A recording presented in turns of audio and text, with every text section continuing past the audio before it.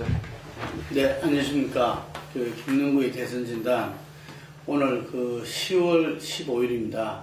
근데 대선진단이 처음으로 기존에 하던 이 인터뷰와 달리 대선진단에서 초대 손님으로 우리 김대호 사회디자인 연구소장님을 모셨습니다. 안녕하십니까. 예, 안녕하세요. 예. 우리 소장님 그동안 어떤 깊이 있는 어떤 정치 현상과 본질에 대한 탐구,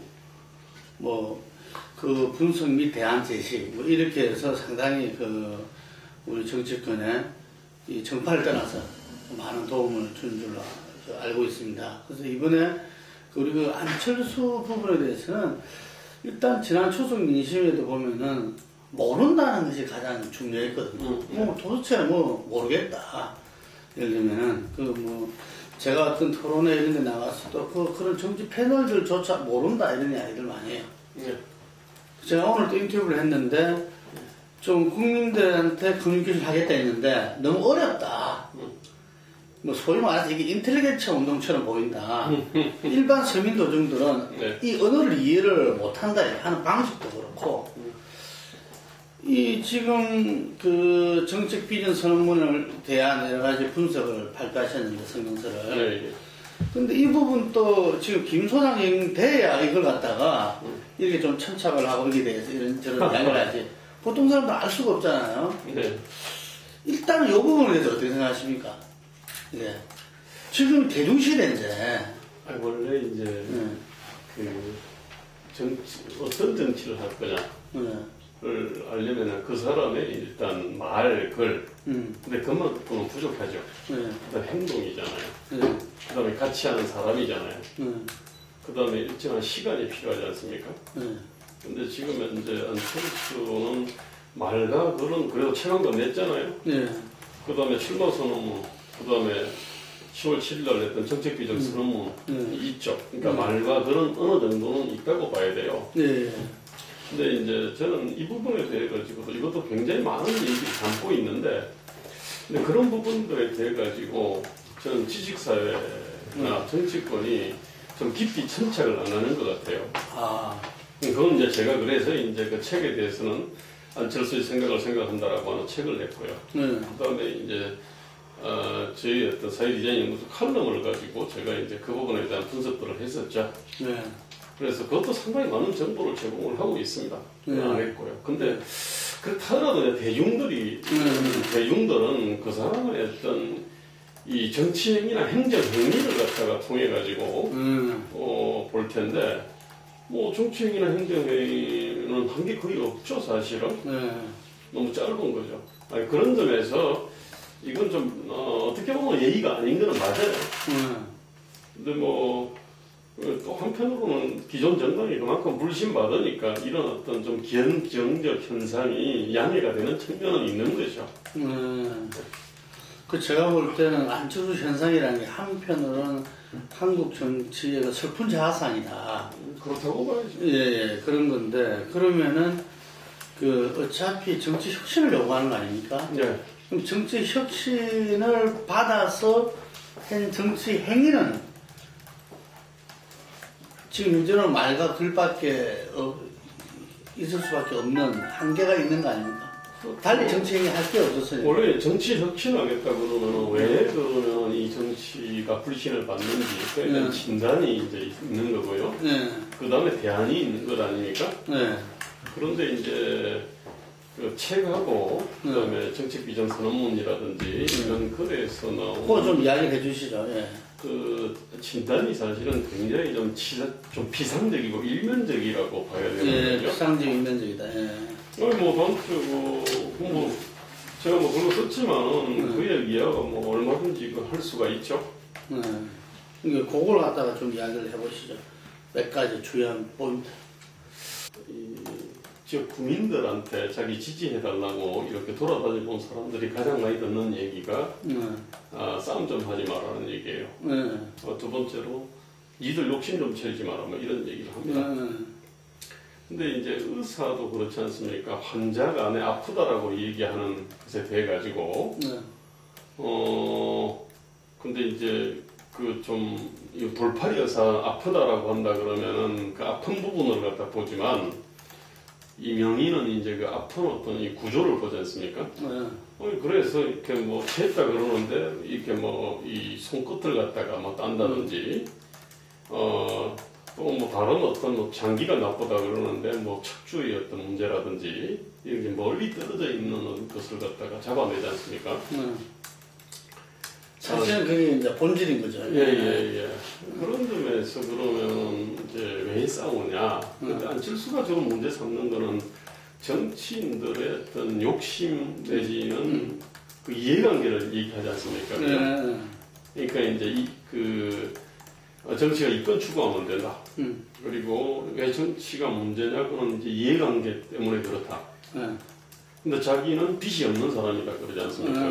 그러니까 이해관계로부터 자유롭다. 그러니까 자기는 좋은 정치할 수 있다. 뭐 이런 논법들을 갖고 있지 않습니까? 근데 그 과연 그러면 오늘의 한국 정치가 그러면은 그런 어떤 이 정치인들한테 로비를 갖다 하는 그런 어떤 이익 집단들 또는 어떤 정치인들이 이렇게 그 선거에 당선되기 위해 가지고 어떤 이익 집단이나 어떤 지역 구민들의 어떤 그 이해관계 있지 않습니까? 그것 때문에 그러면 한국 정치가 이런 문제가 있냐? 만약에 그렇다고 한다 그러면 정치적 이해관계로부터 자유로운 사람이 하면은 정치를 잘하겠죠. 근데 청년, 그죠? 아무런 경험 없는 사람들 있지 않습니까? 아주 부자, 그죠? 뭐 종교인도 있을 수 있겠네요. 그런데 저는 근데 그러면서 이제 또 한편으로는 자기는 이제 정치적 이해관계로부터 자유롭다, 비친 게 없는 사람이고 또 한편으로는 소통을 잘한다는 얘기 하지 않습니까? 그래서 그 아폴로 13호 얘기를 하잖아요. 아폴로 13호가 궤도 이탈했을 때 그래서 나사가 이제 자기들이 이 문제 풀기를 갖다 자기들만으로 문제를 풀려고 하는 게 아니라 널리 지혜를 구해가지고 그렇게 해서 이제 풀었다 뭐 이런 얘기 하지 않습니까? 근데 이제 이런 어떤 진단들과 대안으로부터 이제 안철수가 정치에 대한 이해가 상당히 이건 좀 얕고 좀 정물적이다 라는 판단을 갖다가 할 수밖에 없는 거예요. 뭐 비유를 갖다가 뭐 들었으니까 저도 비유로 얘기하면은 그러니까 아폴로 13호가 궤도에 있다를 갖다 한 거는 결국은 어떤 지식이나 지혜의 문제다라는 얘기거든요. 그러니까 이제 나사가 지식과 지혜가 부족하니까 늘 이 많은 전문가들한테 의견들을 갖다 구해가지고 이렇게 좋은 지식과 지혜들을 갖다 가지고 풀었다 이런 얘기 아닙니까? 근데 현실의 정치 문제는 지식과 지혜의 문제만은 아닌 거죠, 사실. 극단적으로 비유하면은 아폴로 13호 우주선 밖으로 어떤 사람을 갖다가 내쫓아야 되는 거예요. 그렇죠. 중량을 줄이기 위해서 예를 들면. 예, 그런데 단적으로 말입니다. 기초생활보호 그 대상자에서 이렇게 그 지정 해제돼 가지고 그렇게 해서 이렇게 뭐 자살했다는 할머니가 있지 않습니까? 그런데 그렇지 않습니까? 우리가 기초생활보호 대상자의 보호 범위를 어떻게 할래, 그죠? 그다음 보호 수준을 어떻게 할래? 이거 자체가 자원이 유한하기 때문에, 그죠? 보호 대상에 한계는 있을 수밖에 없는 것 아닙니까? 그리고 이게 국가의 행정행위라는 것들은 어떤 일률적 기준이 있어야 되는 거예요. 기준은 그러면 기본적으로 경직되게 할 수밖에 없는 거예요. 제가 볼 때 어떤 국가도 마찬가지입니다. 그러면 그 기준에 의해 가지고 그 보호 대상자가 안 되는 사람은 어떻게 보면 우주선 밖으로 가는 거예요. 그 다음에 보호 수준도 있지 않습니까? 뭐 수준도 보면 이게 낮으면은 그럼 그것도 역시 뭐냐면은 산소 공급들을 갖다가 이렇게 제한하는 측면이 있는 겁니다. 그렇죠. 그뿐만 아니라 우리 어떤 그 의료 보장 수준도 그런 거 아닙니까? 결국은 한 인간의 어떤 욕심을 갖다가 건강과 장수에 대한 어떤 이 욕망은 무한하지 않습니까, 사실은? 그러다 무한이다. 그 다음에 현대 의학이라든지 의료 기술은 끊임없이 발달하기 때문에 사실 돈을 갖다가 이렇게 많이 쏟으면 그 사람 수명 조금이라도 연장할 수 있고 그 다음에 고통 경감할 수가 있어요. 근데 그랬을 때 그러면 재정이 견뎌내지 못할 것 아닙니까? 그럼 일정 수준에서 보장 범위를 갖다 제한할 수밖에 없어요. 그렇지 않습니까? 어떤 나라도 마찬가지예요. 그렇다면은 그 보장을 받지 못하는 사람들 입장에서는 자기가 우주선 밖으로 쫓겨나간다고 생각하게 마련이에요. 근데 이제 그런데도 불구하고 정치는 거기에서 그런 결정을 해야 되는 거 아닙니까? 그래야 국가가 이제 이렇게 유지될 수 있는 거예요. 그런 점에서 인간의 유한한 자원과 무한한 욕망의 어떤 충돌을 조정해야 되는 거예요. 그 다음에 어떤 고통을 분담할 때 서로 좀 적게 분담하려고 그러는 거 아닙니까? 근데 그 부분에 대해 가지고 어떤 기준을 가지고 말입니다. 어떤 손을 꺼야 되는 거거든요. 그건 단순히 지식과 지혜만의 문제는 아니죠. 즉 욕망과 욕망의 충돌인 측면도 있어요. 이해관계의 충돌인 측면도 있는 거죠. 이제 그런 점에서 그래서 사실은 정치가 풀기가 어려운 측면이 있잖아요. 사람은 누구든지 그럴 거 아닙니까? 내가 기여한 것에 비해서 부담한 것에 비해서 권리와 이익을 적게 누린다 생각하는 거예요. 그 다음에 내가 느끼는 고통은 크고 저쪽이 고통 분담을 해도 나는 크게 분담을 받고 상대는 적게 분담받는다 이렇게 생각하게 돼 있지 않습니까? 그렇기 때문에 이제 그런 것을 조정하는 정치가 불신받는 측면이 있거든요.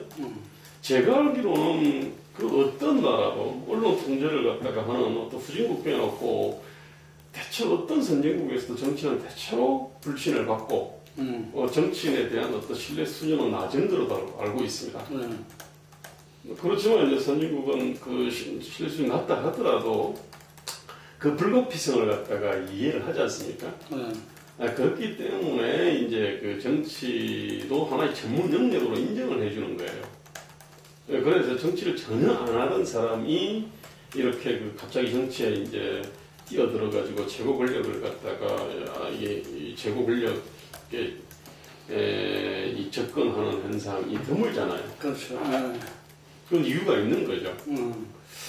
근데 저는 안철수 후보 같은 경우는 이 정치 불신의 어떤 이 원인에 대해서 대단히 좀 비상적이고 당연히 어떤 진단이 비상적이면 일면적이고 비상적이면 대안도 적절한 대안이 나올 수는 없겠지요. 근데 한편으로 보면은 좀 정치 불신에 대한 진단이 비상적이었다는 게 그 오류가 아니라 안철수 후보 자체 한 게 아닐까. 뭐 정치를 한 적도 없고 자기가 그동안 어떤 정치 영역을 갖다가 깊이 있게 성찰한 적도 없을 거고 하니까 진단이 대체로 그냥 사람들이 정치에 대해서 이야기하는. 그렇죠. 어쨌든 뭐 근데 틀린 건 틀린 거죠. 얕은 건 얕은 거고 일면적인 거는 일면적인 거죠. 그런데 한편으로는 그게 뭐 정치 혁신 자기들 포럼이 많잖아요. 네네. 그 교수들도 있고 거기 있는 면면들 보면은 그래도 또 오랫동안 이 정치 부분에 천작해온 사람들이 제법 있는데도 불구하고 이 이름은 왜 나타날까? 근데 그건 그런 것 같아요. 우리 사회가 다방면에 걸쳐가지고 굉장히 많은 전문가들이 있는 나라 아닙니까? 네. 근데 그러면 그 전문가들의 지식과 지혜를 갖다가 의사결정자들이 정치 행위든 아니면 기업에서 어떤 경영 행위든지 간에 그 어떤 이 정치 행위나 어떤 경영 행위를 하는 사람이 우리 사회가 갖고 있는 엄청나게 다양한 경험과 정보와 지식과 지혜를 잘 수용하던가요? 그게 잘 안 되지 않습니까? 네. 그러니까 그 포럼이 500개가 되고 거기에 뭐 기라스 같은 전문가가 있다 하더라도 결국은 그것을 갖다가 후보가 하고 이 커뮤니케이션을 해서 후보가 그 부분을 갖다가 다 이렇게 흡수를 해서 또 융합을 갖다가 해서 자기 거로 만들어야 되는데 그게 이제 일족일석이 안 되는 것 아닙니까? 저는 그래서 강조하지 않습니까? 로마가 하루아침에 이루어진 게 아니에요. 마찬가지로 안철수 바이러스 연구소의 V3 백신이 그 기술이 일주일석에 만들어진 게 아닐 거예요. 야, 봐라. 커피죠. 저는 마찬가지라고 생각해요.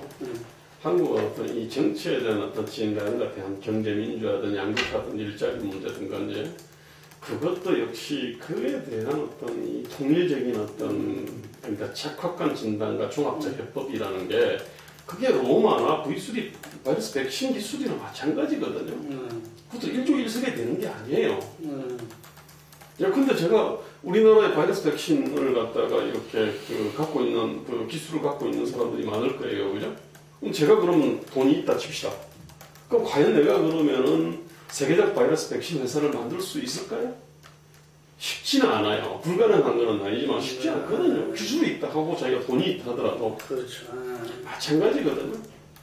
그러면은 그 누구든 간에 예를 들면 어떤 적재형신의 어떤 정확한 진단과 예를 들면 그 해법 부분들을 갖다가 찾아내는 어차피 이러저러한 과정과 절차 시간이 필요하다는 이야기이신데 저는 정치적인 어떤 정치적 정책적 지식과 지혜 아닙니까, 그죠? 그걸 다른 말로 하면은 철학, 가치, 비전, 정책이라고 우리가 이제 표현하잖아요.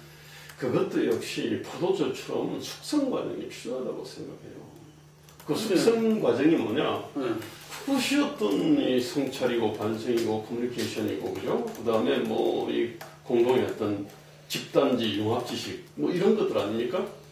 이런 것들이 이렇게 축적되고 공유되고 숙성되고 할 때는 일정한 시간들이 필요하고, 그러니까 그 다음에 또 훌륭한 어떤 이 사람들 간의 어떤 오랜 기간에 걸친 커뮤니케이션이 필요하고요.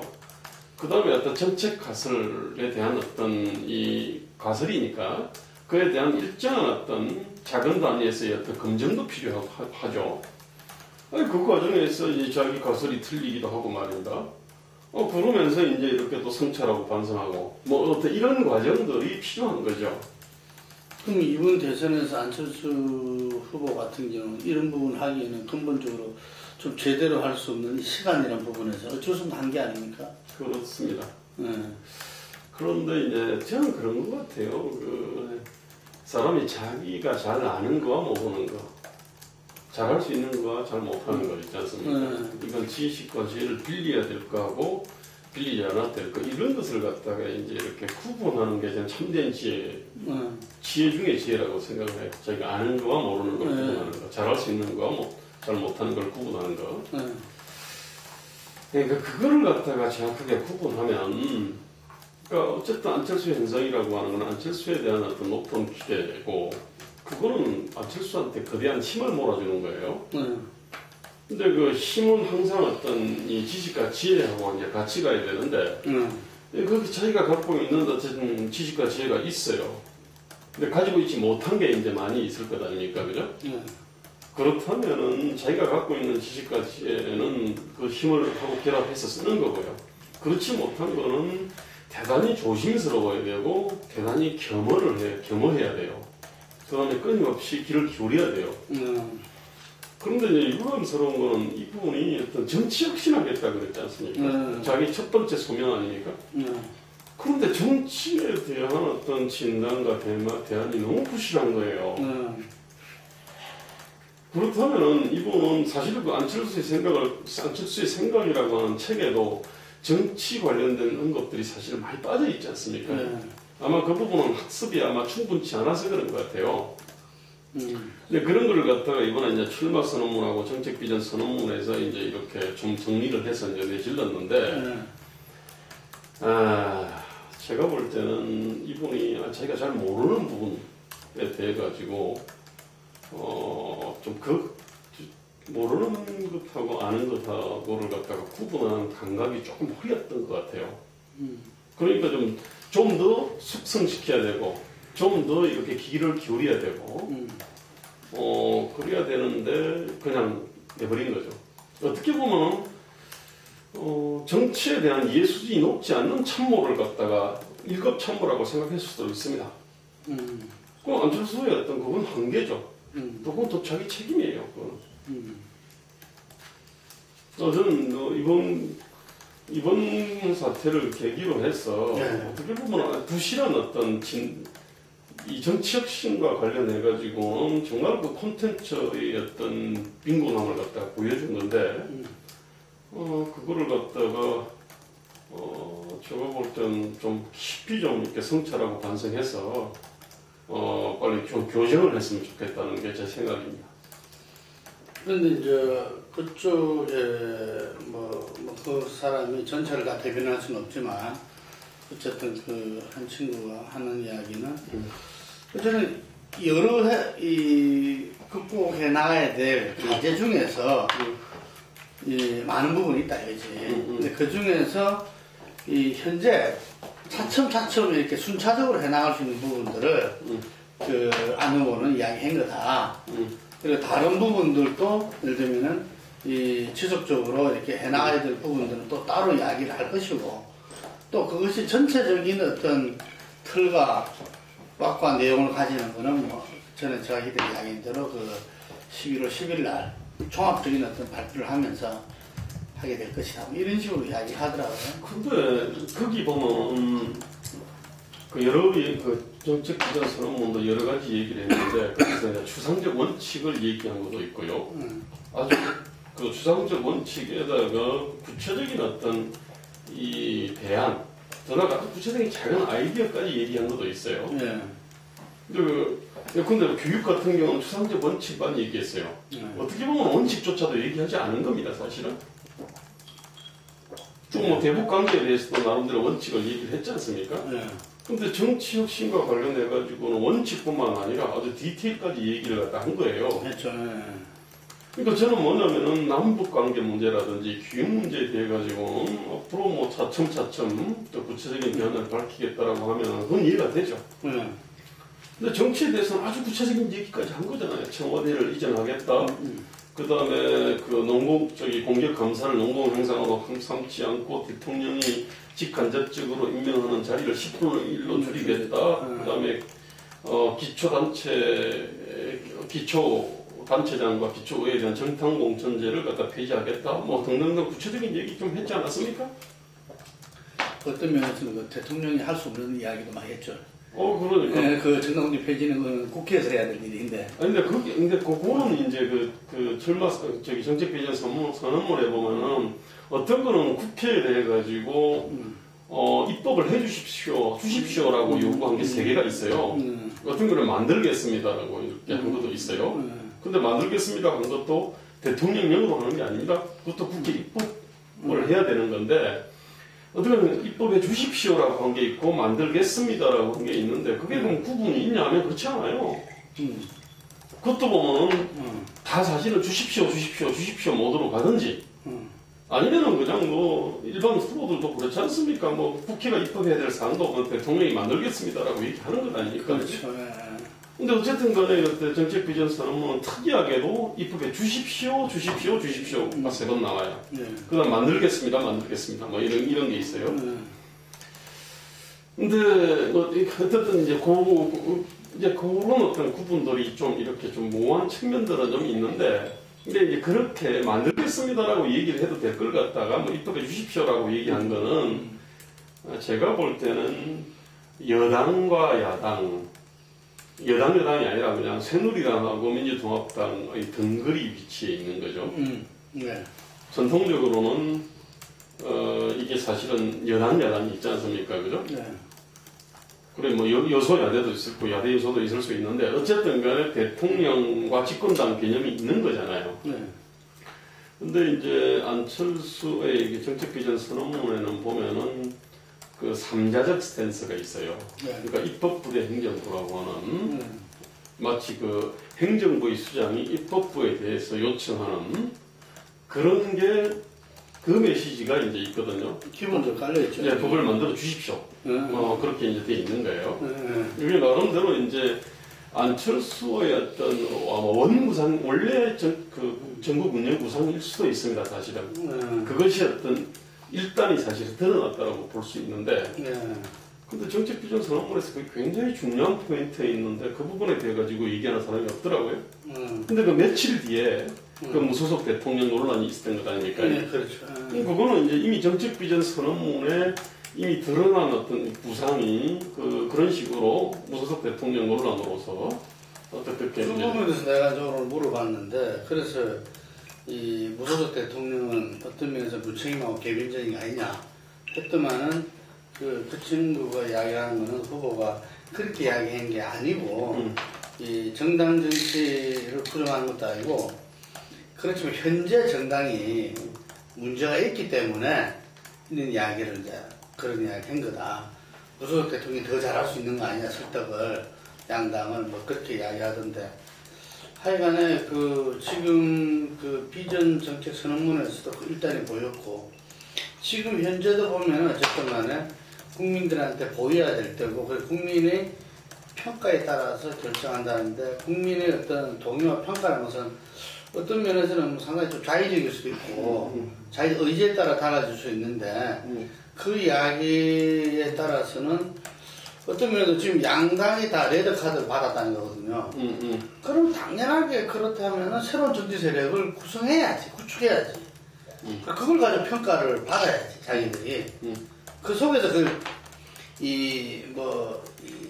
당대당 연합을 하든, 후보 연대를 하든, 예를 들면은, 이렇게 가야 되는 거 아닙니까? 사실은 이제, 그 말이 일리가 있잖아요. 안철수도 정책비전 선언문에서 이제 국민이 제일 위에 있고 국회가 있고, 그죠? 그 다음에 대통령이 있다.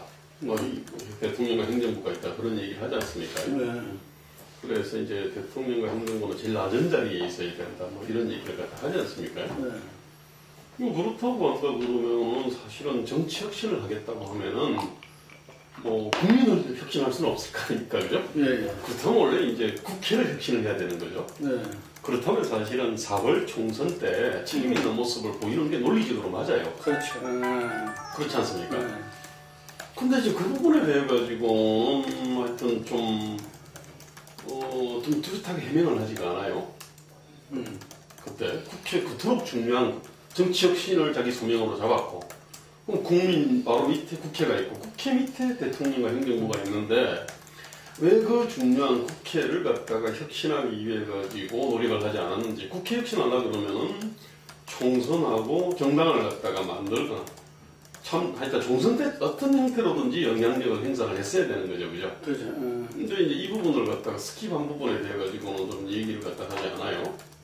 그때는 자기가 정말 필요한 그릇인지 국민들이 원한다는 지지율이 진짜 거품이 아니고 진짜인 건지 그걸 계속 고민했다는 거잖아. 자기 말에 하면. 이게. 그리고 이제 민주당이 총선에서 패배하면서 본인이 이렇게 필요성이 더 높아졌고 그걸 한 번 더 검증하기 위해서 책을 내놨다는 거잖아, 지금. 근데 그것도 좀 사실 조금 이해하기가 좀 어렵잖아요. 이미 안철수 현상이 작년 그때 9월달에 시작됐을 때 기존 어떤 양당에 대한 레드카드라고 우리가 얘기하지 않았습니까? 그건 보편 상식이었는데. 본인들도 그렇게 생각하더라고. 그게 민주통합당의 그 당시 민주당이었잖아요. 뒤로 이제 민주통합당인데 거기에 대한 레드카드는 아니었잖아요. 이미 그 당시에 뭐냐면 기존 양당에 대해서도 레드카드다라고. 그것이 어떤 작년 9월 이후에 컴먼 센스 아니었습니까? 근데 자기가 감당할 수 있을지 그게 다 확신이 없었다고 봐야죠. 그렇죠. 그거는 이제 이건 이해는 가죠, 그죠? 근데 그거는 우리 이해해 줄 수 있는 것 아닙니까, 그죠?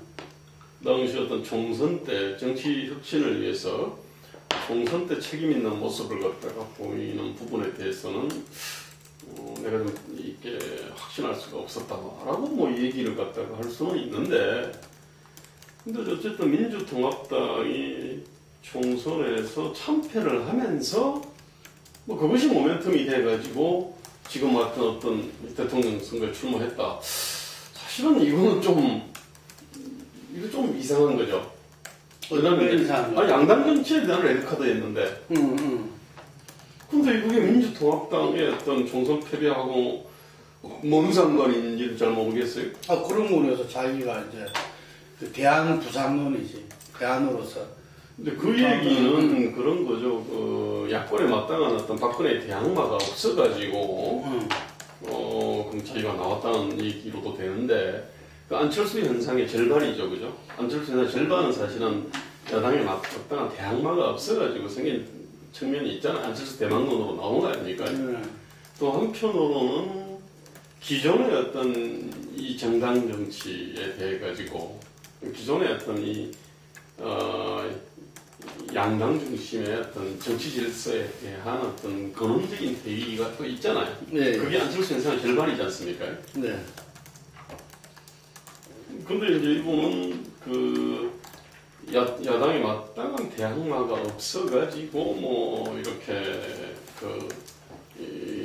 나왔다라고 하는 하여튼 안철수 현상에 대한 어떤 절반의 해석에 근거를 하고 있는 거죠.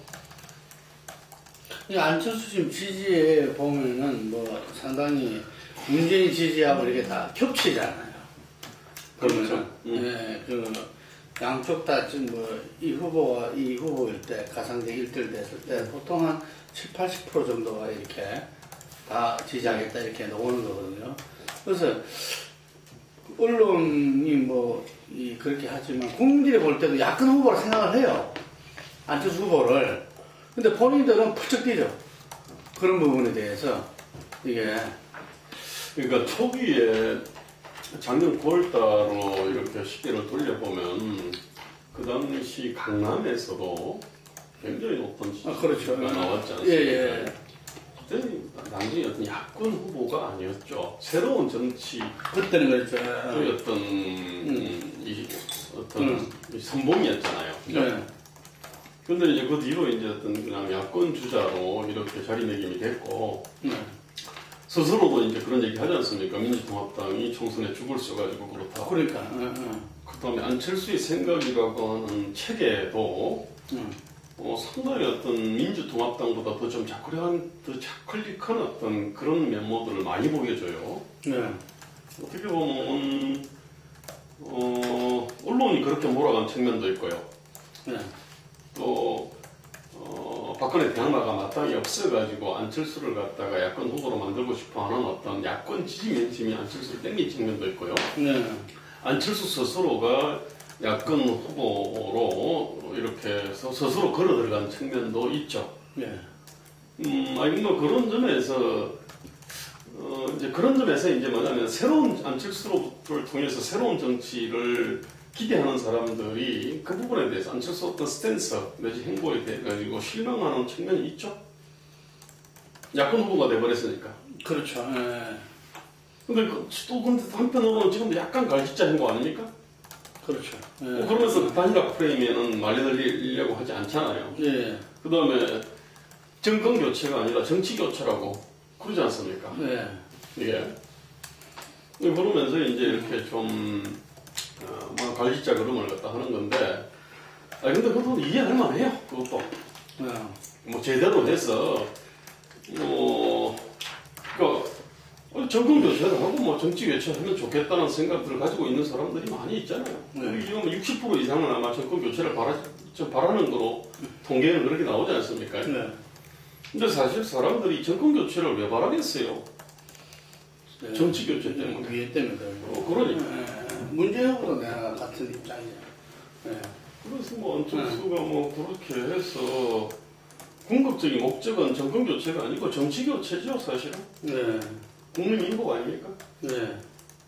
그래서 이제 그거를 갖다가 좀 잘해줬으면 하는 바람들이 있는데, 근데 이제 문제는 이분이 내놓는 어떤 정치 혁신과 경제 민주화, 뭐 일자리 뭐 등등등에 대한 어떤 이 비전과 정책이 부실하니까 문제죠.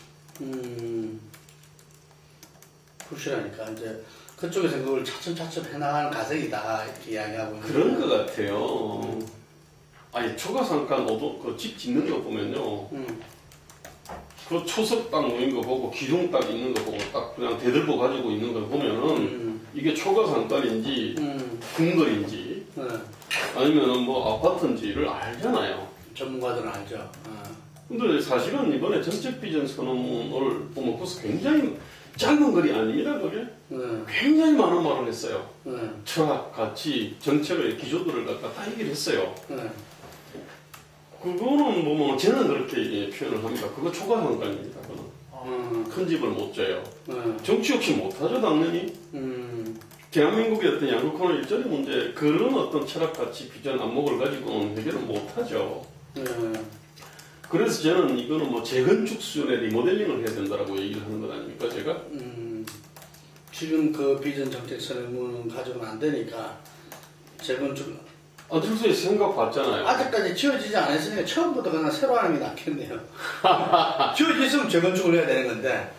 근데 이제 이미 이제 그 석에도 있으니까 그래서 이제 참 기술자들이 참 이렇게 골치 아플 거예요.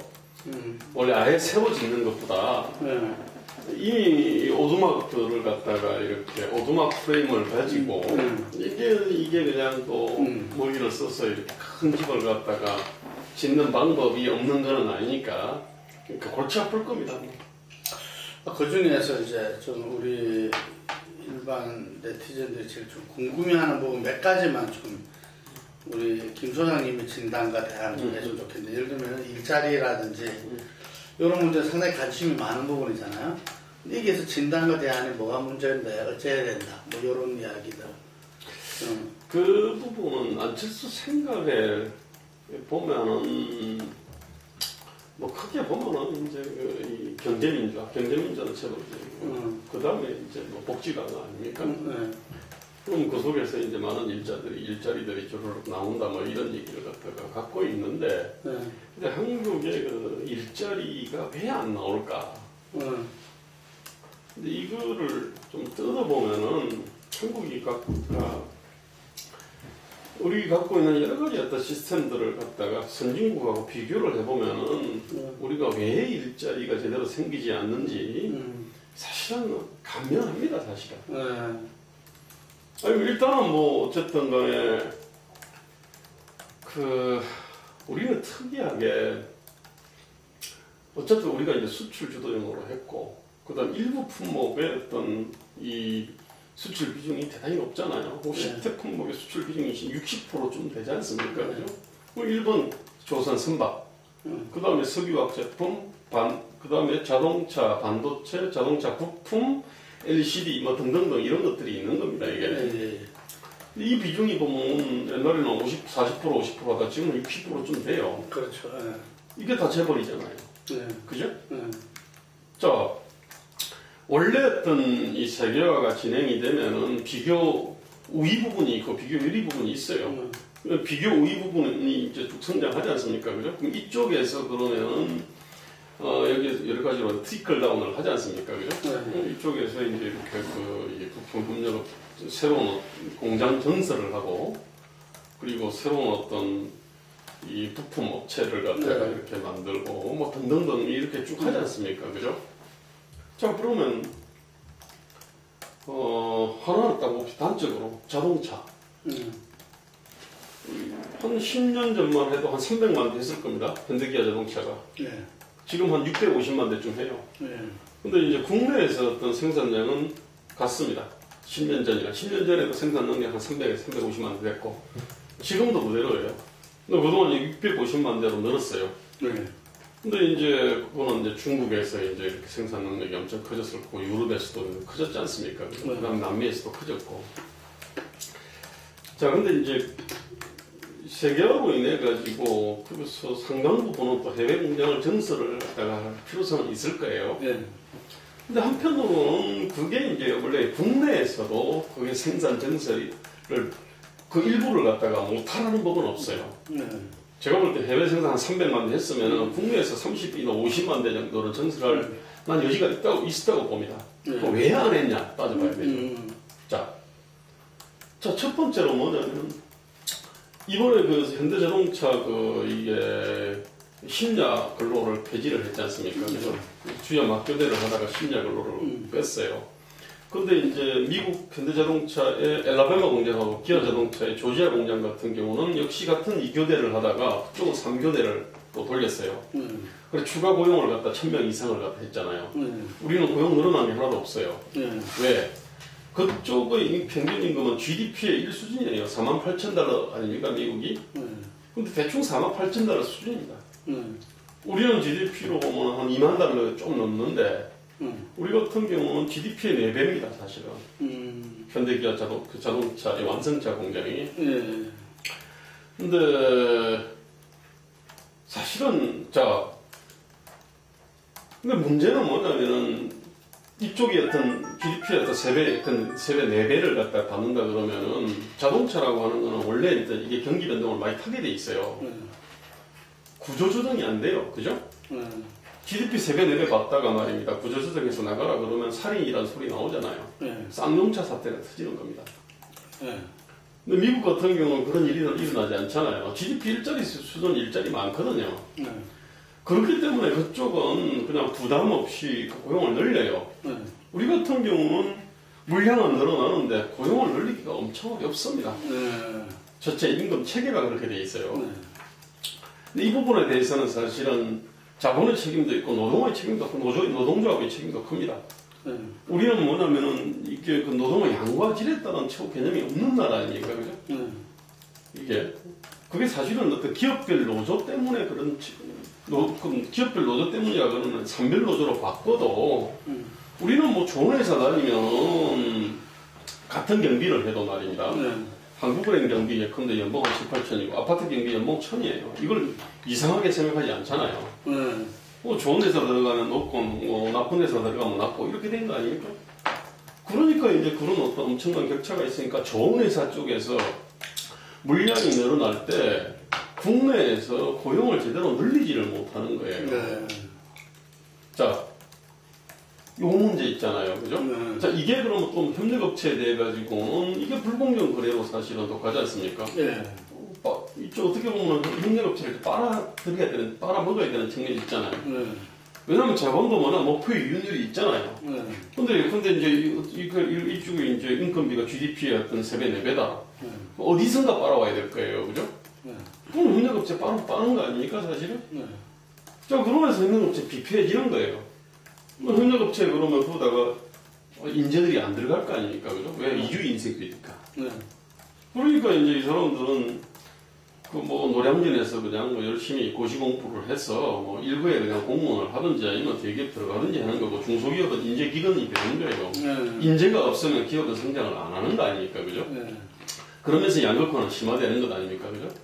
요약을 하자면은 한국은 애초부터 뭐냐면은 세계화로 인해 가지고 우리가 수출 주도형 플러스 세계화로 인해 가지고 비교 우위 산업들, 비교 열의 산업들하고 비교 우위 산업은 이 격차가 커지게 돼 있는데 다른 나라는 노동조합이 그 부분을 갖다가 이렇게 오히려 균형을 잡는데 우리는 노동조합이 이걸 더 촉진을 해버리죠.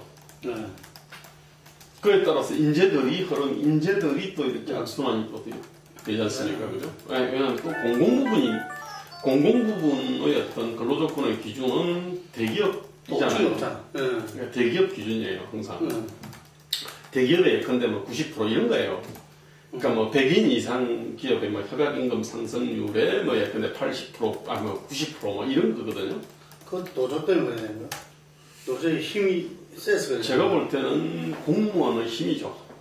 공무원의 기준을 갖다가 세우는 그런 거 아닙니까, 그죠? 근데 공무원들 기준 세울 때 뭐냐면 명목 임금만 더 잡고 연금이라든지 이거는 얘기 안 하잖아요. 복리후생 얘기 안 하잖아요. 근로조건 얘기 안 하잖아요. 그러니까 종합적으로는 그 기준 자체를 갖다가 100인 이상 기업, 우리나라 한 300만 밖에 안 돼요, 사실은. 100인 이상 기업도 큰 기업 같지않아요, 사실은. 이제 그거 기준으로 해서 예컨대 뭐 90%, 95%로 간 거 아닙니까? 근데 문제는 연금을 갖다 빼놨잖아요. 그러니까 종합적으로 보면 생애소득으로 보면 최고 일자리가 된 거죠. 그 철밥통이란 말이고. 그런 거죠. 그래서 결국 인재가 중소기업이 안 가게 돼 있어요. 인재 안 가면은 뿐만 아니라 금융도 잘 안 가잖아요. 그 다음에 임금 격차로 인해 가지고 어쨌든 중소협력업체를 빨 수밖에 없잖아요. 여기서 불공정 거래가 일어나잖아요. 이런 문제로 인해 가지고 그러니까 이렇게 노조의 문제가 있어요, 금융 문제 있어요, 공공부문의 문제가 있어요. 그죠? 또 하나 있습니다. 그 부동산이 또 있어요. 우리가 웬만한 사람들이 보면 뭐 공직자든 아니면 뭐 연예인이든 돈 벌었다 그러면은 강남에 있는 빌딩을 갖다 가지는 거를 갖다가 이게 하나의 어떤 로망 아닙니까? 그죠? 그래서 연예인들이, 스타들이 다 가지고 있고. 결국 중소기업을 할 게 아니라 그냥 강남에 어떤 부동산을 갖다가 이렇게 하는 것이 나으니까. 그러니까 이제 우리는 딴 나라에 비해서 이게 없는 요인이잖아요. 딴 나라의 부동산이 어떤 이 투자를 갖다가 빨아들이는 그런 블랙홀 아니거든요. 공공부문이 블랙홀 아니잖아요. 인재를 빨아들이는 블랙홀 아니에요. 노동조합이 한국 노동조합처럼 노동을 양과 질하고 상관없이 기업의 어떤 수익성과 노조의 교섭력의 함수로 이렇게 그 근로조건을 운영하지가 않아요. 저쪽은 우리는 근데 뭐 GDP 3배든 4배든 그냥 올려버리지 않습니까? 그죠? 그래서 이런 식으로 그냥 2중, 3중, 4중, 5중으로 이 양극화가 심화되게 만들어져 있고요. 중소기업들을 힘들게 만들어 놨어요. 그러니까 일자리가 안 생기죠. 근데 지금 현재 문제는 이게를 갖다 전부 다 재벌한테 독박 씌워놨죠. 재벌 문제가 있어요. 근데 분명한 거는 재벌 기업주가 다 먹나요? 재벌이 다 근데 불공정 거래를 해서 다 따라가면은 누가 제일 큰 수혜자죠? 주주가 아닙니다. 종업원입니다, 사실은. 종업원이 제일 큰 수혜자죠? 그리고 나서 그건 주주들이 먹어요. 거기 적은 부분은 이제 배당을 하겠죠, 그죠? 물론, 한 개인으로 보면은 그 지배주주가 제일 많이 먹겠죠, 그죠? 지배주주는 내부자 거래도 하고 뭐 이러저런 어떤 방식으로. 개인적으로 보면 그렇지만 하나의 집단으로 본다면 종업원이 제일 많이 먹습니다. 또 종업원이 불공정 거래 천명 아닙니까, 사실은? 저도 대우자동차에 있을 때 구매 일을 할 때 저도 불공정 거래의 천명 노릇을 했어요. 그래서 우리 같은 경우는 일자리를 갖다가 이렇게 죽이는 어떤 그 시스템이 재벌의 불공정 부에뿐만 아니라 굉장히 많은 노조의 철학 가치 그렇지, 공공부문의 철학 가치 행태가 그렇지, 그 다음에 부동산의 존재도 그렇지, 이런 많은 어떤 요소들이 일자리를 갖다가 이렇게 그게 목조르기를 하고 있는 거예요. 그게 청년의 희망, 기회와 희망이거든요. 그 청년의 기회와 희망을 갖다가 진보와 보수가 서로 목조르기를 하고 있어요. 근데 이런 부분에 대해 가지고 안철수 후보도 문재인 후보도 박근혜 후보도 제대로 된 진단 없잖아요. 제대로 된 대안 당연히 없죠. 그래서 저는 뭐 이런 것들 때문에 제가 이제 안철수의 어떤 그런 생각은 대단히 부실하다고 제가 얘기를 갖다가 해왔던 거죠. 특히 이제 그 정치는 또 기대치 게임이니까 이런 여러 가지 문제에 대한 어떤 해결을 바라는 목소리를 지금 안고 나왔기 때문에 그렇죠. 그게 대한 기대치가 이제 더 높아졌는데 좀 여러 가지 이렇게 좀 실망감 되던다는 이야기인데. 원래는 이런 얘기 있잖아. 이게 원칙이잖아요. 이 원칙들을 얘기를 하고 대안들을 갖다 천천히 내면 돼요. 근데 여튼 원칙들 나온 게 이게 아니잖아요. 정치 혁신만 하더라도 몇 마디 들어보면은 이 사람이 정치를 어떻게 진단하고 대안 어떻게 내는지 알잖아요. 뭐 그래서 제가 이거는 궁궐이 아니고 이 설계도로 보면은 설계도 이건 설계도 정도가 아니고요. 이미 약간의 어떤 기초 시공을 한 겁니다, 사실은. 그러면은 이거는 오두막이라는 것들, 궁궐이 아니고 오두막이라는 거는 이거는 뭐 그냥 좀만 관심 있게 지켜보는 사람이면 다 아는 거죠. 하여튼 지금 일자리 문제, 그 다음에 재벌 문제에서 좀 어쨌든 지금 이제 대세도 세우가 조금 다른 이야기를 했어요. 근데 금방 일자리 문제에서 이렇게 진단을 했을 때, 또 대안은 지금 이제 김선영 생각하는 대안은 뭐죠? 저는 그래서 제가 이제 중향평준화라고 하는 개념을 제가 얘기를 했지 않습니까? 그러니까 그냥 아주 쉽게 말하면 그렇습니다. 저는 정리하고 비정규직 없는 세상이라고 하는 패러다임을 깨야 된다고 생각합니다. 저는 정리하고 있어. 비정규직이어도 살만한 세상이 되더라. 이게 이 패러다임이 바뀌는 거 아닙니까? 자, 그럼 정리하고 있어도 비정규직이어도 그다음 억울하지 않고 행복하게 살라 그러면은 고용보험이 튼튼하게 있어야 돼요. 고용보험. 그 다음에 그렇죠. 정리하고 돼서 전직이 싫어야 될 거 아닙니까? 미국과 유럽이 다 그렇잖아요, 그죠? 그렇다면 이렇게 이 격차 자체가 이렇게 좋은 회사는 GDP에 서너 배 받고 대부분은 뭐 GDP 한 배밖에 못 받고 이런 것이 아니라 격차가 이렇게 중량 평준화식은 줄여야 돼요. 이게 그래야 이제 이렇게 정리해고가 돼도 일단은 고용보험으로 충격을 완화를 하고 그 다음에 전직이 쉬울 것 아닙니까, 그죠? 그리고 그게 사실상 우리 교육 문제도 해결 방안 아닙니까? 맞습니다. 교육이 지금 이제 완전히 한 방에 그 하다 보니까 전부 다 학벌 사회가 되고 하는 게 바로 그 문제 때문에 뭐 그래서 간단히 말하면 한국의 핵심 문제는 높이와 사다리와 매트리스로 딱 정리가 됩니다. 높이가 격차거든요. 격차가 과도하고 불합리해요. 이게 우리는 10 내지 20% 정도 있잖아요. 경제활동 인구의 10 내지 20%의 근로조건은 극단적으로 말하면 인수봉처럼 높아요. 선진국은 남산이거든요. 인수봉은 높지만은 좁잖아요. 남산은 낮지만 넓어요. 올라가기 쉽잖아요. 떨어져도 충격이 이렇게 크지 않거든요. 이 높이를 갖다가 적절하게 조정을 하는 것이 하나가 있고요. 그 다음에 매트리스를 좀 두껍게 만들어야 될 거 아닙니까? 이게 바로 복지잖아요.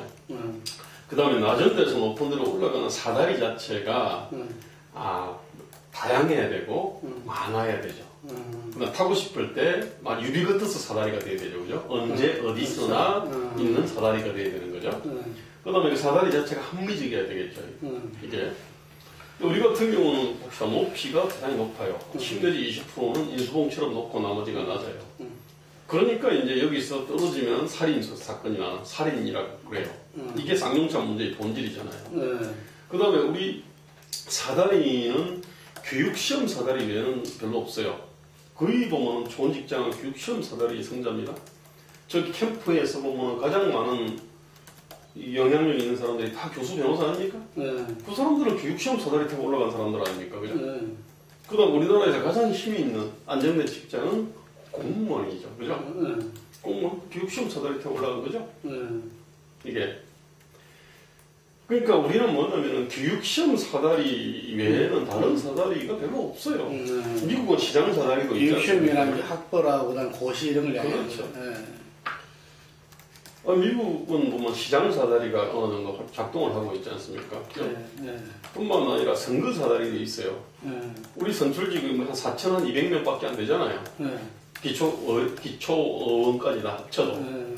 그 다음에 대통령이 뭐 이리저리 뭐 직간접적으로 임명하는 그 정무직 자리 그렇게 많지가 않아요. 미국은 선출직만 해도 한 51만 명가량 되죠. 인구 비례로 따져봐도 인구 6배밖에 안 되는데 월등히 많은 거예요. 그 다음에 그쪽 여권제 아닙니까? 그죠?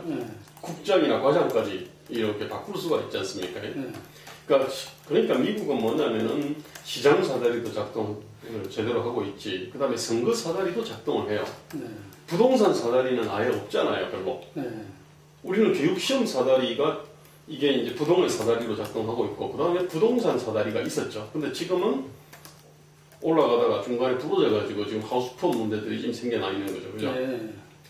그러니까 쉽게 말하면 우리는 뭐냐면은 이 높이의 문제도 있고, 그 다음에 사다리의 문제도 있어요. 그 다음 매트리스 문제 당연히 있죠. 근데 매트리스 문제는 그래도 지금 뭐 이렇게 이 복지국가론이 이제 등장을 하면서 매트리스 문제에 대해 가지고 이제 확고한 컨센서스가 있다고 봐야죠, 우리나라가. 그러니까 저는 이렇게 종합적으로 접근을 갖다가 해야 되는 것 아닙니까? 다시 일자리의 어떤 솔루션도 그런 겁니다. 이 격차를 갖다가 이렇게 적정한다. 이 간단히 안 돼요. 20년, 30년 동안 된 것이기 때문에 10년, 20년에 걸쳐가지고 해결을 해야 되는 거 아닙니까? 깎을 수는 깎기가 쉽지 않아요. 그렇지만 하루 상박 개념은 가능할 거 아닙니까? 그죠? 딴 데가 1%, 2% 올릴 때 밑에는 보면 3, 4% 올려가지고 이게 뭐 10년이 가고 하면 몇 프로 드는 거 아닙니까? 그죠? 그런 식으로 해서 격차를 갖다가 줄이는 것이 필요하고도 또 가능하죠. 그 다음에 또 노동의 양과 질에 따른 처우 있지 않습니까? 그 얘기를 합니다. 근데 이상하게 그것도 뭐냐면은 한 단위 사업장 내에서 정규직과 비정규직 관계만 적용하려고 그래요. 원래는 동일노동 동일임금이라고 하는 단위 사업장에서만 적용되는 원리가 아니잖아요. 한국은행 경비하고 그다음 아파트 경비 간에도 이게 적용되는 거예요. 우리는 지금 동일노동 동일임금이 지금 한국에 와가지고 개고생하고 있는 거죠 지금. 이제 이런 개념들을 갖다가 적용을 해야 되는 거고 새로운 노동조합 운동이 일어나야 되는 거죠. 그 다음에 공공부문이 갖고 있는 이 지위 있잖아요. 이거는 사실은 정치적으로 이거는 조정을 해야 되는 거죠. 이대로 놔두면 공공부문이 인재의 블랙홀이 됩니다. 그리 되면 공공부문이 보면 이제 인류 인생이고 민간부문은 이류 인생이고 저기 보면 민간 중소기업은 삼류 인생이 되는 겁니다. 네. 그리 되면 절대로 경제가 살아날 수가 없잖아요. 그러니까 저는 뭐냐면 이런 것들이 원칙적으로 천명이 되고 그리고 이제 시간이 가면은 점진적으로 점차적으로 이제 구체적인 솔루션을 내놔야 되는 거예요. 처음에 이런 컨셉 자체가 없이 점진적으로 내놓는다는 것은 말이 안 되는 거죠. 사실은 지금 안 내놓은 게 아니고 이미 엉뚱한 거 내놨어요, 사실. 뭘 내놨죠? 아니 그게 이제 정치 혁신안이 있지 않습니까? 그거는 이해됐고 그다음 교육을 볼까요? 교육의 문제가 뭐냐? 정책비전 선언문에 보면은 획일성의 문제를 얘기합니다. 획일성. 그래서 창조교육으로 가야 된다는 얘기하는 거예요. 근데 그러면 왜 교육이 획일적 교육이 됐냐? 그 부분이 뭐냐면은 결국은 교육시험 사다리 아니면은 위로 올라갈 수가 없어요. 교육시험 사다리의 승자와 패자 간에 이게는 하늘과 땅 차이가 되거든요. 자, 그렇게 되니까 뭔가 그러면 누가 올라갈 거냐? 그러면 어떤 기준이 이게 객관적이어야 될 거 아닙니까? 그죠? 이게. 그래서 객관적 시험이 들어온 거 아닙니까? 사실은. 예. 그러다 우리가 주관적 요소를 갖다가 집어넣으니까 예컨대 입학사정관제 그 주관적 요소가 강한데 더 놓으니까 그것이 부정비리 온상이 된 거 아닙니까? 외무고시를 갖다가 없애고 특채를 갖다 활성화하니까 유명한 외교 장관의 딸이었던 이 특채 비리가 생긴 거 아닙니까?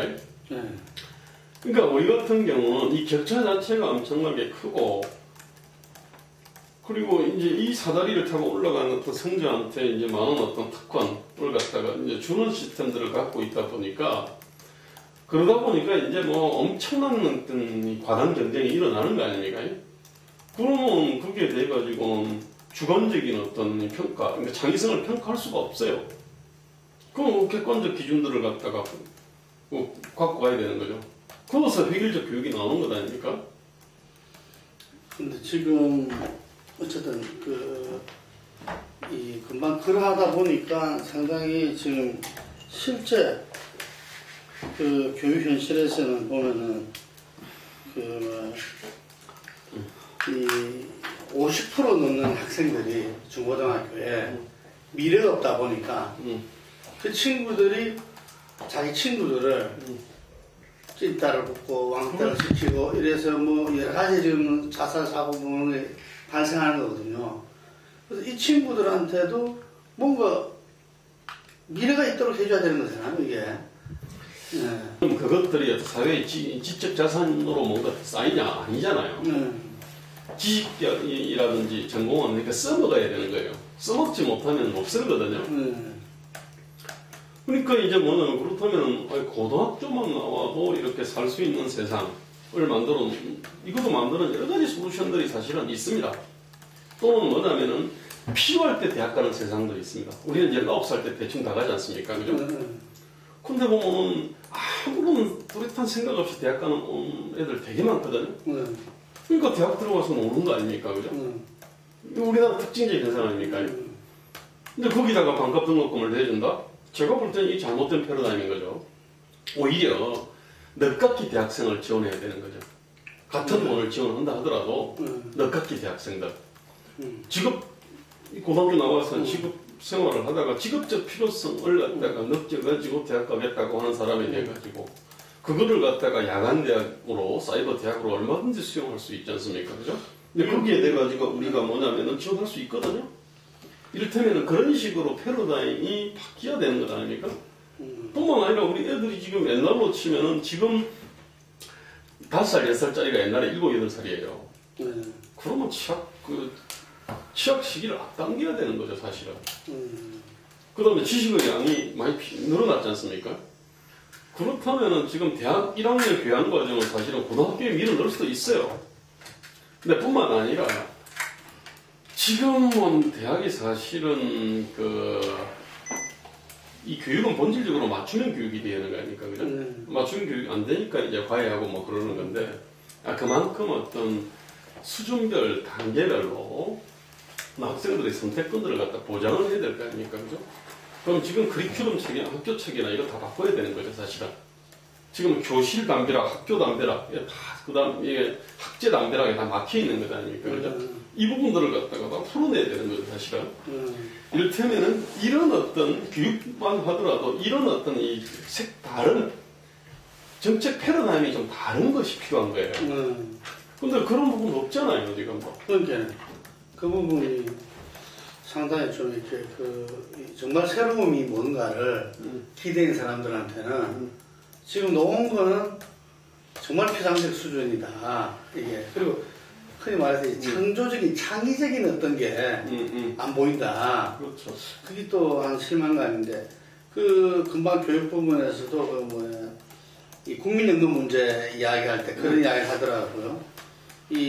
지금 OECD 상위국에 있는 나라들은 보통 20세에서 60세까지 40년간 일해가지고 그걸 가지고서 전부 다 복지를 갖다가 하는데 우리나라는 보통 이 30세에서 50세까지 20년 일해가지고 나라 복지를 걸머져야 된다.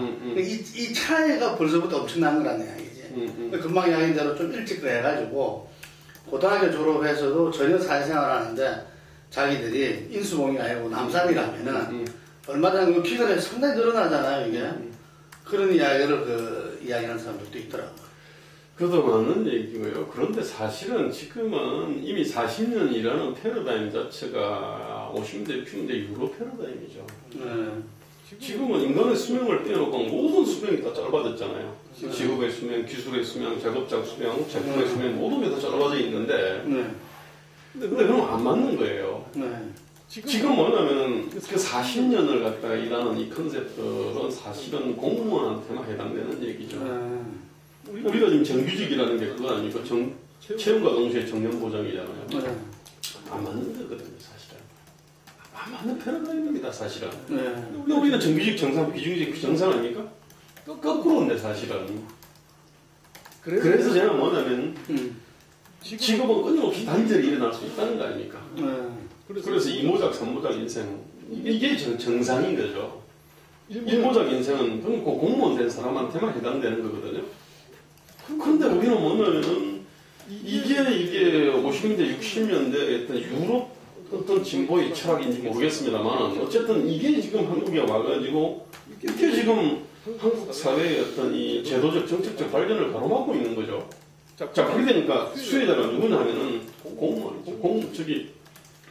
공무원들은 이 연금이 일단 장기 근속도 가능할 뿐만 아니라 그 다음에 한 10, 그러니까 자기가 10% 내면 국가가 10% 내주지 않습니까? 그죠? 그러니까 이제 지금 현재 사학연금은 작년은 교수 아닙니까? 그죠? 사학연금의 평균 수령액이 230만 원이니까 250만 원 될 겁니다, 아마. 공무원들이 200만 원 좀 넘어요. 근데 국민연금은 얼마나? 2, 30만 원밖에 안 돼요. 자, 그러면은 앞으로 20년 뒤에 그럼 공중에 40년을 부었으면 얼마 되냐? 그 360만 원짜리가 지금 맥스인데 지금이 월. 이 사람이 한 6, 70만 원밖에 안 됩니다. 그러니까 이건 왜 그렇게 되냐면은 이제 국민연금에는 엄청나게 강력한 소득 적응력이 일어났어요. 이 360만 원짜리하고 60만 원짜리가 있으면 360만 원짜리가 60만 원짜리로 많이 보조를 하도록 그렇게 만들어놨어요. 그래서 이제 얼마 몇 년 전에 그 강남 아줌마들이 그 국민연금을 갖다가 대거 가입했던 이유가 거기 있는 거죠. 그 사람들 소득 낮게 해가지고 일단 가입을 하면 굉장히 어떻게 보면 투자 수익률이 엄청나게 좋았거든요. 자, 가난한 국민들은 뭐냐면은 이게 소득 적응대 기능을 갖다가 아주 강력하게 걸어놓고 공무원 연금은 소득 적응대 기능이 없어요. 소득 비례거든요. 사학연금도 없어요. 그러니까 그런 점에서 보면 우리는 옛날에 양반 공무원이 양반입니다, 사실은. 이런 어떤 인간 백성이죠, 사실은. 국민연금 하나만 하더라도. 근데 그러면은 이런 어떤 이 국민연금 제도, 사실은 이게 이제 기초생활보호제도하고 그다음에 기초노령연금제도하고 국민연금제도하고 이 전체를 가지고 다 이렇게 수술을 해야 돼요. 근데 이런 어떤 이 담대한 어떤 비전과 전략들이 안 나오죠. 지금 그런 것이 사실은 참 가까운 일인 거죠, 사실은.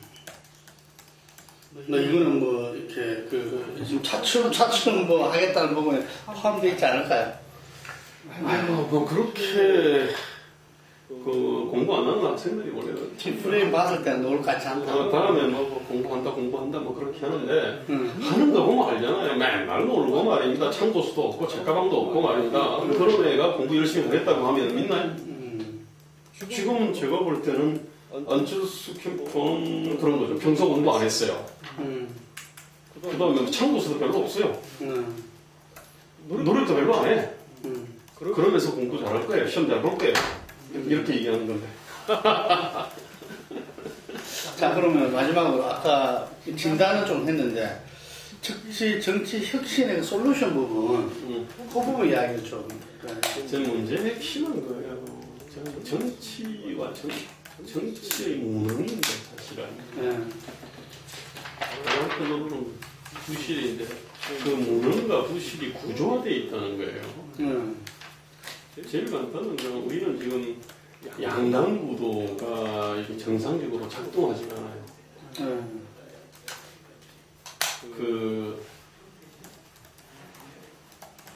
왜 작동하지 않나? 제가 볼 때 이게 굉장히 중요한 포인트라고 보는데, 일단은 결선투표고 소선거구제, 단순다수 득표제는 이거는 이제 디베르지 법칙이 작용하잖아요. 그렇게 해서 이거는 양당 구도로 이렇게 수렴하게 되어 있지 않습니까?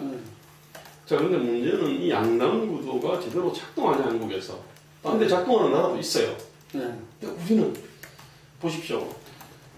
한국 분단은 본질적으로 보면 거칠게 말하면 1940년대, 50년대 진보 보수가 전쟁을 한 겁니다. 그죠? 그렇잖아요. 뭐 철학과 같이 비전으로 보면은 진보 보수가 서로 전쟁을 한 거예요. 그렇게 해서 휴전했어요. 40년대, 50년대 저게 진보가 저렇게, 하여튼 저렇게, 북쪽에 있는 거 아닙니까? 그죠? 그런데, 그런 상황에서, 이건 진보 보수 양당이 될 수밖에 없잖아요. 그러게 되면 보수 입장에서 볼 때는, 휴전선 북쪽에 있는 인민공화국하고 한국 진보를 한 통속으로 보게 돼 있잖아요. 실제로 그렇게 보지 않습니까? 그렇게 되면은 일단 그렇게 이제 딱 보잖아요. 그 다음에 이쪽에서 볼 때는 이쪽은 뭐냐면 친일파 민족 반역 세력들이 결국은 중심이잖아요. 그러니까 이쪽에 다 시비를 하게 돼 있어요. 이거는 서로 존중이 안 됩니다, 사실은. 이게 사실은 전쟁인 거예요. 이 극도의 서로 피의식이 있잖아요. 공포가 있고 혐오가 있어요. 서로 다 그렇게 있잖아요. 저쪽 빨갱이 새끼들이고 이쪽은 이건 반역민족 반역, 친일파 민족 반역이에요, 사실은. 독재잖아요.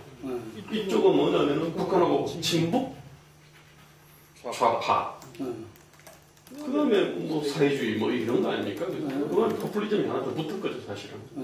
어쨌든 간에 이쪽은 뭐 신자유주의가 하나 더 붙었다고 그렇게 봐요. 사실 여부를 떠나가지고 이런 구도가 되면 작동 안 합니다, 사실은. 그래서 한국의 양당제는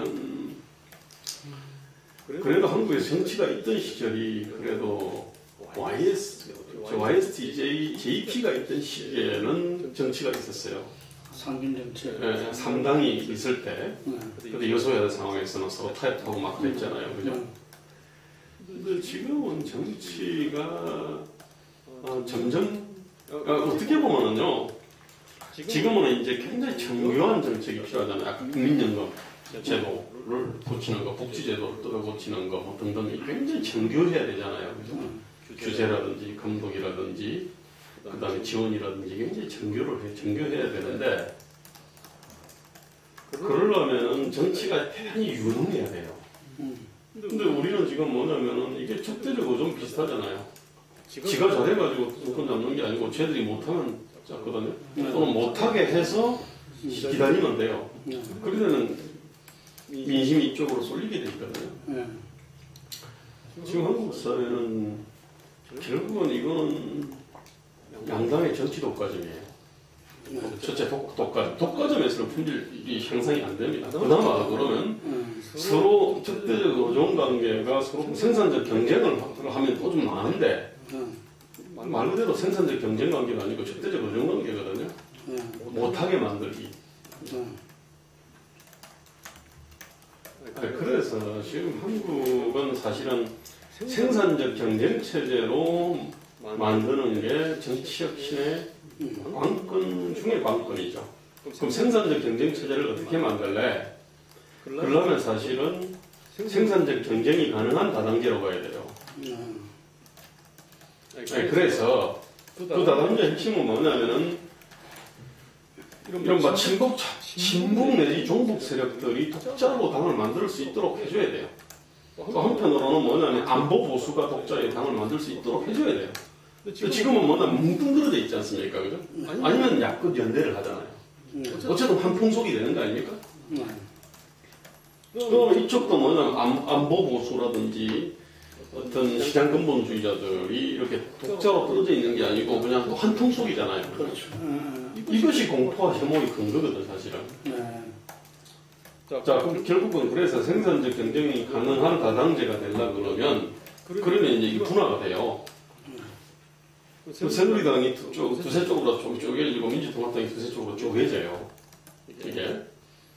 자, 지금 이게 좀 가려면 어떻게 하냐면은 대통령 결선 투표제 도입을 하고 그 다음에 중대선거구제나 정당명부제를 갖다 강화를 하면은 그럼 이게 되죠. 생산적 경쟁체제가. 이건 헌법 개정 사안도 아니에요. 또 하나. 그 다음에 저는 5년 이제 단임제가 이미 이제 이거는 유효성을 잃었어요. 이거 독재 방지 때문에 만들어 놓은 건데 이거는 어떻게 보면 대통령에 대해 가지고는 인센티브가 작동하지 않지 않습니까? 이거는 이게 열심히 잘하는 거 봐가지고 말입니다. 그렇게 상을 줘서 주인이라고 상 주고 말입니다. 그러면 이 사람이 한 2, 3년 동안 열심히 해서 이제 설계 잘 해가지고 말입니다. 그렇게 해가지고 이렇게 그 다음 임기로 가고 물론 못 떨어질 수도 있습니다만 그러려면 뭐냐면은 어쨌든 이 레임도 굉장히 짧고 무엇보다도 이제 그 다음 선거 때 되면은 기존 4년 동안 쌓은 노하우를 가지고 이렇게 레일을 갖다가 깔기 때문에 그냥 그대로 가거든. 그래서 저는 4년 중임제 하고 그 다음에 이건 헌법 개정 사안이고 그 다음에 대통령 결선 투표제하고 그 다음에 그 중대선거구제 를 갖다가 결합을 하면은 그러면 이게 생산적 경쟁이 가능한 다당제가 되지 않겠나 이렇게 생각을 해요.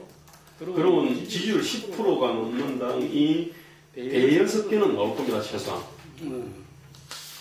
이게 뭐냐면 한국 정치적 신의 어떤 이 대한 관건이라고 생각해요. 그래서 저는 안철수한테 임기 단축을 갖다가 걸고서라도 이거를 해라. 그러려면 대한민국 역사상 처음으로 박수 받으면서 내려오는 대통령이 될 수 있다는 게 제 어떤 지론 아닙니까? 저는 안철수가 그걸 한다 그러면 이제 지지할 어떤 용의가 있어요. 안철수는 사실 임기 단축을 할 수 있는 사람이니까. 그렇죠. 본인의 권력의지가 아니라 주어진 역할을 해서 하는 거니까. 근데 사실 이것도 좀 많이 이야기됐던 건데, 예를 들면은, 사임 중임제의 필요성은 뭐 다들 대선 후보들도 거의 뭐 반대하지 않는 이런 거고. 이제 문제는 소선거구제, 중대선거구제는 이론이 이제 있죠. 예.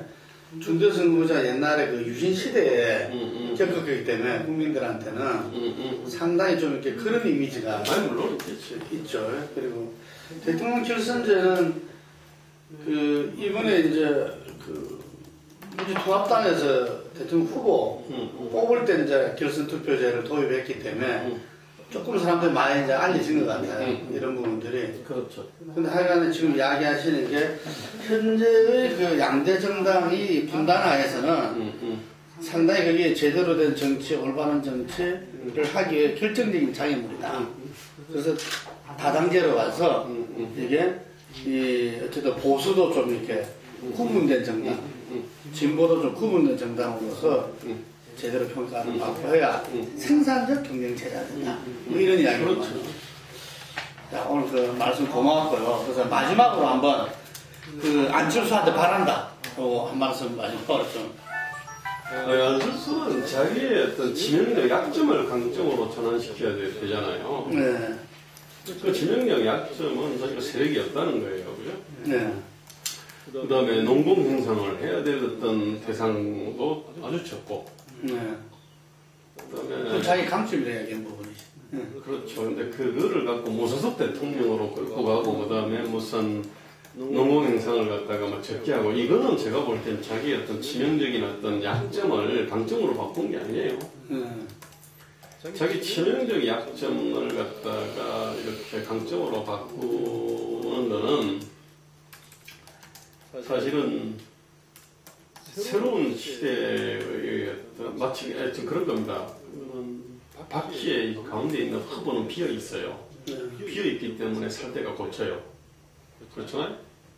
바퀴 가운데가 비어 있으니까 거기가 자축도 꽂히고 꽂히는 거거든요. 꽉 차 있으면 안 들어가죠. 안철수는 사실은 비어 있는 건데 비어 있다는 거 하는 거는 뭔가 꽂을 수 있다는 거예요. 그 얘기는 뭐냐면 여당도 꽂을 수 있고 야당도 꽂을 수 있어요. 간단히 말하면 극정부가 가능해요. 근데 극정부라고 하는 거는 이거 위기 상황에서만 할 수 있는 거고, 그 다음에 공통의 어떤 공통분모가 있어야 가능한 거고, 또 이거는 일시적으로만 가능한 거 아닙니까? 또 뭔가 큰 거를 어떤 이 정쟁을 갖다가 잠시 멈출 만한 가치 있는 뭔가가 있어야 돼요. 그죠? 그랬을 때 저는 이게 한시적으로는 저는 극정부도 가능하다고 봐요. 자, 전제 조건은 그겁니다. 첫째, 개헌. 그 다음에 선거법 개혁입니다. 노무현 대통령이 대연정 하자고 했을 때 핵심이 중대선거구제로 기획 아니었습니까? 그거를 하면서도 권력 절반 내놓겠다고 그랬어요. 근데 지금 안철수 같은 경우는 4년 중임제 개헌, 결선 투표제, 중대선거구제, 그 다음에 개헌을 할 때는 감상을 끌고 들어오는 것도 가능하고, 그 다음에 2년짜리 비례대표를 2년짜리로 만들 수 있고요. 감사원을 땡길 수도 있고, 뭐 여러 가지가 가능합니다. 그러니까 노무현보다 훨씬 큰 기획을 할 수가 있어요. 자, 그 다음에 지금 현재 사실은 공통분모, 정책적 공통분모가 굉장히 많습니다, 사실은. 이게. 그럼 그거를 갖다가 공동으로 추진하고, 자, 그러려고 그러면은 자기 거 내놔야 될 거 아닙니까? 자기 임기 내놔야 되는 거죠, 사실은. 자기 임기를 걸고 헌법, 선거법을 갖다가 이렇게 개혁을 갖다가 한다면 극정부도 불가능한 거 아니에요. 자기 임기를 갖다가 왕창 단축한다 그러면. 그러면 제가 볼 때는 뭐 나이반 발성이라고 그럴지 모르지만 그거는 뭐냐면 자기 거를 갖다가 이렇게 내놓으면은 그러면은 이게 먹힐 수 있어요. 그리고 그게 이제 뭐냐 치명적 약점을 강점으로 바꾸는 거지. 지금 무슨 이렇게 그 식품을 그다음에 무슨 무소속 대통령은 그거는 아주 과도한 욕심인 거죠. 아주 과도한 욕심인 거죠. 그거는. 안철수는 그래서 안철수는 뭐냐면 역사상 가장 빠른 식물 대통령의 길이 있어요. 이게 지금 생각하는 거는 역사상 가장 빠른 식물 대통령입니다, 사실은. 또 한편으로는 역사상 처음으로 박수 갈채를 받으면서 내려오는 대통령이 될 수가 있어요. 양극단이네요. 그렇죠. 안철수가 어떤 선택하느냐에 달려있죠. 지금 선택은 역사상 가장 빠른 식물 대통령의 길인데, 근데 사실은 그렇게 되면 대통령이 안 되죠. 그리고 국민들은 그걸 용납하지 않으니까. 그럼 대통령 안 되는 거죠, 사실은. 그러면 뭐냐면 좀 더 큰 문국현의 길이죠, 사실은. 지지율이 좀 높은 문국표의 길입니다. 지금 가고 있는 길은. 11월 저주라는 게 있어요. 제3후보한테는 11월 되면 지지율이 추락한다는 이런 게 있는데, 하여튼 우리 김정일 보실 때는 예를 들면 제대로 된 정치 혁신을 할 때는 어떤 개헌이라는 부분들을 거쳐가지 않으면은 안 된다고 보시는 거네요. 자기 거를 내놔야 돼요. 첫 번째 자기 거를 내놓으면서 개헌을 통해서 저희가 생산적 경쟁 체제를 위해서 자기 거를 내놔야 되는 거죠. 생산 경쟁 체제를 위해서는 어쨌든 개헌을 해야 돼요. 정치 혁신을 위해서 자기를 던져야 되는데 이 사람은 뭐냐면 자기를 던지는 게 아니고 아주 부실하게 짝이 없는 지한테 몰아주면 뭐 하겠다는 거 아닙니까? 말이 안 되는 얘기죠, 그거는. 정치 혁신 그렇게 되는 게 아니잖아요. 지가 10분의 1 뭐 이렇게 임명을 하고 말입니다. 무소속 대통령 되면 그게 정치 혁신이 되나요? 뭐 말을 하자면 일단은 지금 헌법 내에서 할 수 있는 것부터 차츰차츰 내놓고 뭐 이런 말을 하더라고. 예. 오늘 말씀 고맙습니다. 하여간에 오늘 대선 진단은 우리 김대호 소장님으로부터 안철수의 어떤 비전과 정책에 대해서 천작을 하면서 우리 경제와 또 정치의 어떤 솔루션에 대해서도 이야기를 들어보는 아주 유익한 시간이었습니다. 오늘 감사합니다. 네. 네, 오늘까지 여기까지 하겠습니다. 네.